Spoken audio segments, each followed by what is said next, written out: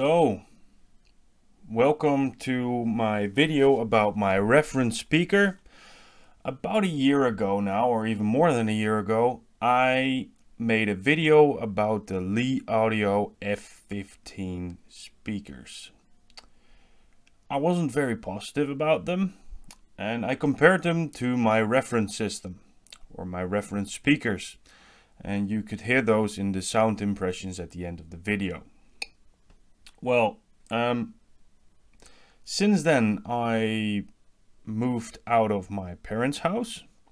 I'm living in a house that has yet to be finished. My listening room is currently stashed with boxes, clothes dryers, and everything else you can imagine you can have inside a house that is being redesigned. So yeah, I haven't really made any progress on my reference system. I still have the same parts. I still have the same speakers. The speakers haven't been updated in over a year, and they don't really have to be updated. So let's talk about them. So, table of contents. We're going to discuss the design goals, the design philosophy, parts, sound impression, measurements, and a conclusion. So the design goals were a neutral sound, linear directivity. Harman Kardon showed that listener preference is with relatively linear directivity, a wide dispersion pattern. The Lee Audio F15s that I combined with the horns had a very narrow dispersion pattern, and I wanted to try a very wide dispersion pattern. Well, basically to see what my preferences are. I wanted to image well. I know those two things can be very hard to combine, a wide dispersion pattern and good imaging, but I wanted a wider image. I wanted that involving all around feeling, an image that goes outside of the speaker box. So, minimal diffraction. Well, you don't want diffraction in general, so I had some ideas about that. So, the design philosophy, I wanted it to be a tower speaker. I hate bookshelves. I think they're useless. Only time you should buy a bookshelf if you're planning to put it on a bookshelf. If you have to buy stands for your bookshelf, then why? Just buy a tower speaker. It's just floor space. You can have a bigger box, you can have a narrower box, you can have a shallower box for the same air volume. You can just do more design-wise with a tower speaker. I wanted it to be a two-way design. I started out with a full-range driver that I already had, and I wanted it to be a two-way because I didn't really like the high end on the full range driver, and I also want wider dispersion, so two-way design. A full range has narrower directivity on the top. Narrow baffle, again for that wide dispersion pattern. So I made a baffle that is as wide as the driver basket, so that's 160 mils. What is that, about 6 inches? 6 inches, good size. It's not small by any means. Whatever. Moving on. Minimize diffraction. Again, that was the goal. So I put on felt. Mixed results. It did help with the diffraction of the tweeter that is timelined with the woofer, so it sits back, and to have less diffraction on that edge, I put in a lot of felt, as you can see. It helped for that. My other goal that I had for the felt didn't really work. John Dunlavey used felt to control the directivity a bit. I tried, didn't work. Stick to waveguides if you really want to control directivity of drivers. Maybe if you use more felt in a more specific pattern, but the pattern you see didn't do what I wanted it to do. Full range is possible. I sacrificed system output for a flat frequency response down to 52 Hertz. The tuning frequency is 52 Hertz. I wanted it to stay that way with a sensitivity of about 82 dB. We'll get into that with when we do the measurement part. You can't get more than 80 dB output of a 5-inch driver than 52 Hertz. And the time-aligned drivers. I wanted the time-aligned drivers again to have better control of the directivity of the driver, of the system output. Look up what happens when you don't time-align drivers and then have a flat frequency response. Things tend to get a little bit weird when you go down the axis, when you get closer to the woofer in level than at tweeter level. Okay, so flaws in the design so far.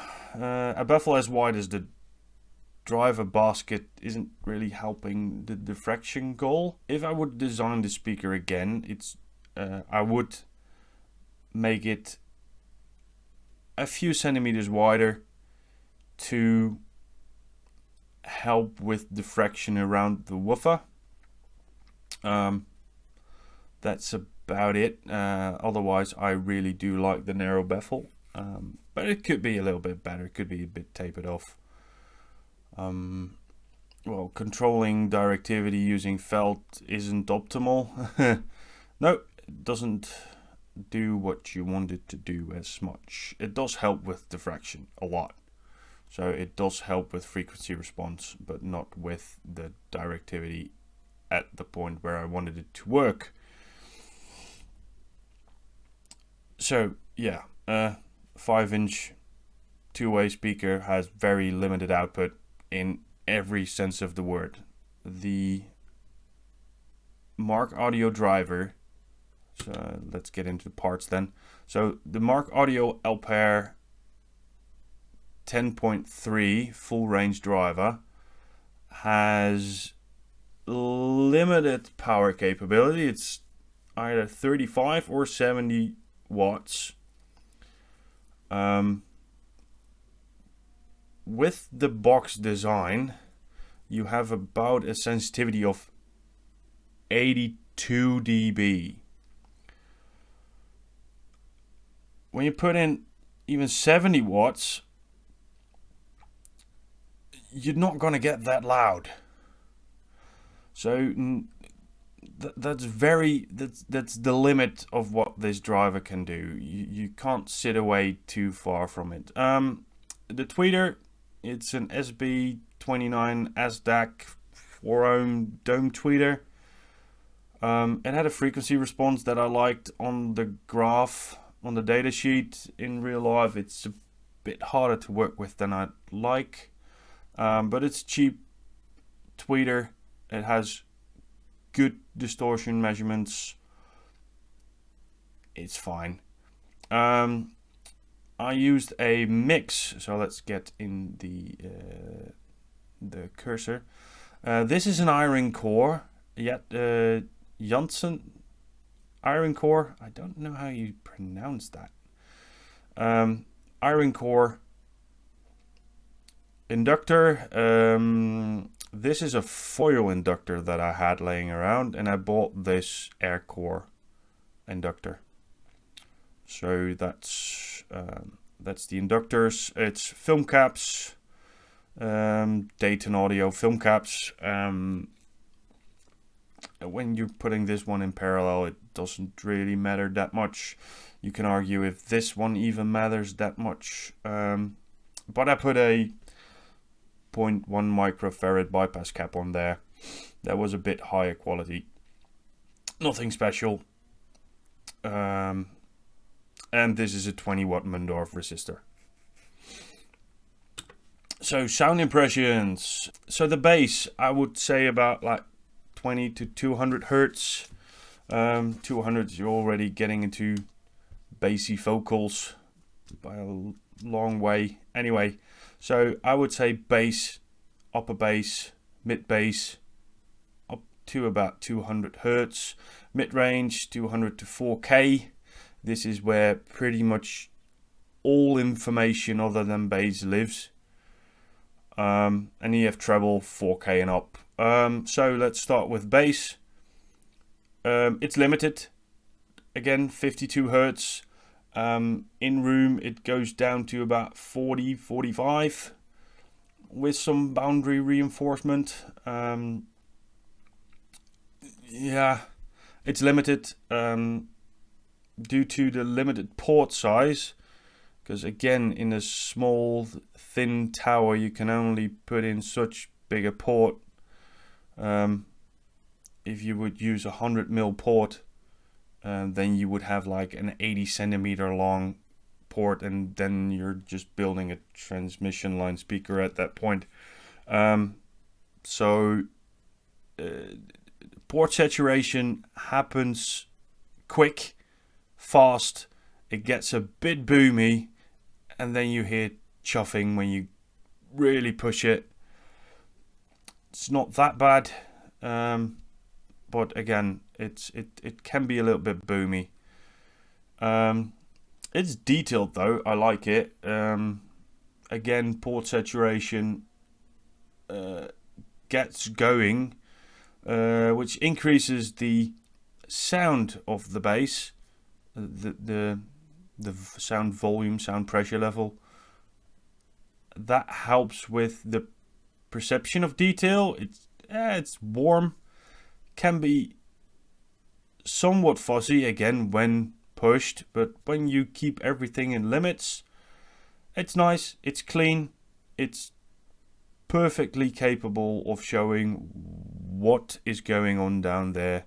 And again, by the limitation of the port, you can describe the overall bass as a bit warm. Mid-range, overall the best part of this speaker, it's the mid-range. These Mark Audio drivers are really clean. They're really nice to use for vocals, normal instruments. The Sibelius speaker uses a similar driver to this. It's tuned a bit differently, I believe. That's a specific driver for them. Anyway, it can sound very, very natural. It sounds smooth, and it can play everything, I believe. This is a speaker that can play anything well. Does it shine in one particular area or genre, I should say? No, I don't think so. It does like a good recording, but it won't butcher a bad one. I listen to a lot of electronic music that is, well, it adds a boatload of distortion and it just plays it. And it plays it nice. Right now, I have it in a near field setup, so I can really push the volume without it being distorted. So yeah, it's just great overall, and I do think that comes from its flat frequency response and its mid-range capabilities. And I think I know why, and I'll talk about that in the measurements. Treble, yeah, the tweeter is fine. It does what it's supposed to do. It has very low diffraction because of all the felt and foam around it. In the measurements, I'll talk about that sibilance that I stated here. Sibilance is there when you start to push things a bit. This thing has a bit of a resonance at 5k, and that doesn't help with sibilance. You hear that. It gets a bit tingly around S's. Yeah, people describe it as airy. Floating images, loads of space around it. I really like what the high end does with that. It's detailed, it's clean. It does its job. I think treble is much overrated. I know that a lot of airy details live there.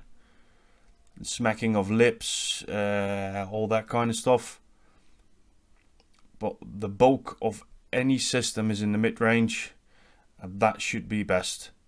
That should be the main focus of any speaker design, mid-range, and I like the mid-range on this speaker. I tune it basically by ear because it's not a perfect measuring speaker. I tune it by ear, and you'll see that I have a slight dip here and there, and I can explain why that is happening. Okay, yeah, measurements. So this is the measurements at 1 watt, at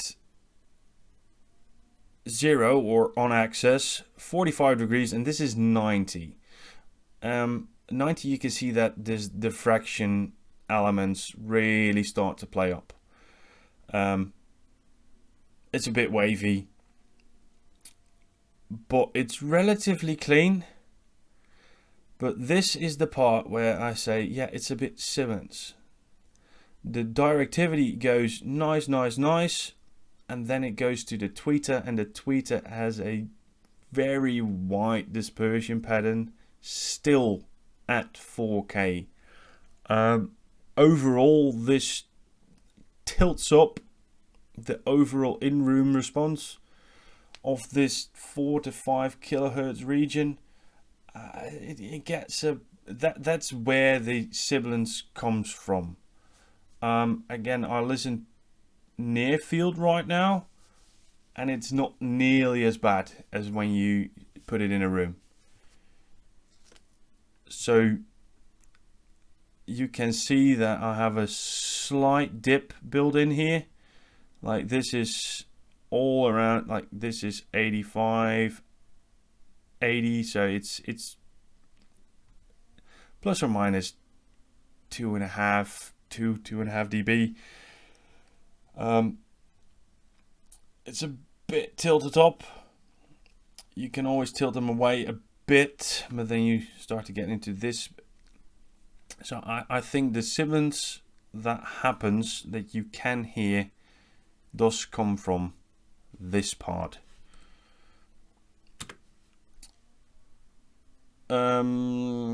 Yes, waterfall plot. Again, just like in my last speaker review of the Lee Audios, this is why I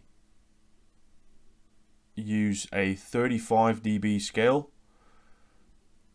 This looks, if I put a 24 dB scale on here, it goes about that grey line, or this grey line, I believe even, and it just doesn't show what's going on down low. This is where you have sibilance, and you can see that there's a bit long on the tail right there. There's a bit of a resonance going on, just as here, and that's why you can also see this little peak. That little peak is probably just resonances stacking up, right?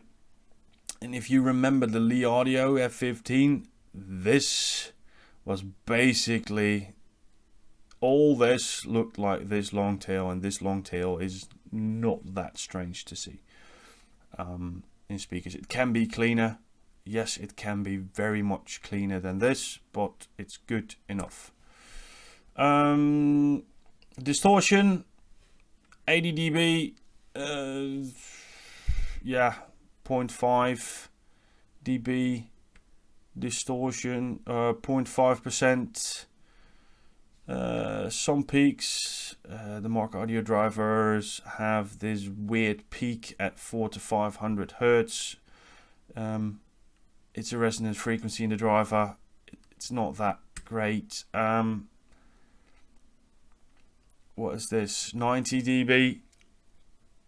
We're getting into the 1% territory. Still fine. Still very much listenable. Here we have 100 dB. You're talking about 2 to 5%. And as you can see, this little tweeter at 100 dB at 1 meter is overall below a percent. That's pretty bonkers. So the limiting factor in all of this is the woofer. So yeah, take that for what you will. Compression measurements, I don't have the full one because it's really hard to stitch up everything for this measurement. This again is 80 is the reference. Orange is 90 and grey is 100 dB. So you see that there's a little bit of compression going on, about 0.6 dBs, 100 dB. So yeah, it's fine. It does good in this aspect, I would say. So the conclusion, the design goals, a neutral sound, I would say it's a 9 out of 10. The sibilance problem, yeah, it's nitpicky, but overall the sound is very neutral and I like it. The linear directivity is not as good as I'd liked it to be. If this was a 9, the linear directivity, the neutral sound would probably be a 10 right now. The wide dispersion pattern, yes, it's very wide. Did it do what I wanted it to do for my presentation? No, absolutely not. Next speakers I'm gonna build are gonna be narrow directivity again. So yes, the design goal was met, but I didn't really like what it does. Next speakers are gonna be horns. Definitely horns. Big woofer, big horn. Again, hopefully better than the Lee Audio F15s. The compression driver that I use, the JBL Selenium D220 Ti is incredibly good. Not even 1% at 105 dB of distortion. It's great. It's awesome. Good imaging, yes, it images very well despite its wide dispersion pattern. It really does image well. Floating images, everything, a depth of sound, stage, it's great. It just does what it's supposed to. It just images very well. And I think the limiting factor in imaging is truly my front end right now. I think my DAC is the limiting factor in how good this system can image. So yeah, that's minimum diffraction. Again, the box as wide as the driver basket does introduce a lot of diffraction. I would, again, next time I would build it differently. I would build it a few centimeters wider just to get that edge a bit rounded to lessen diffraction losses. Overall, it's a pretty easy build. It's a two-way design in a very small box. The box is 2 sheets of plywood, 2 sheets of 12mm plywood that's stacked at the sides and the back. Doubled up with rubber glue in between. Dampens it really well. Tweeter isn't really attached to the box. It's floating. So yeah, it's an easy build. I really like it. It was like an evening of building the cabinet. It's ugly as it can be, but it's functional. You could make it nicer if you spend a day on it, truly. But the tweaking was the long bit. So it's an easy build. You can build it yourself if you really want to. It's not that hard. It's suited up to about 2.5 meters of listening distance if you listen to low volumes. I like big volume, and I cannot lie. I've listened to this up to 2.5 meters and I was content with the sound. Now I'm listening near field and I like them more. Now they're less than a meter away from me and I like it better. So it's the best timbre in a speaker I've heard under 10 grand. I've heard, I forgot what speaker it was. I do believe it was a monitor audio speaker at a show last year that I liked way more, but that I liked more than this, but it's also 15 grand.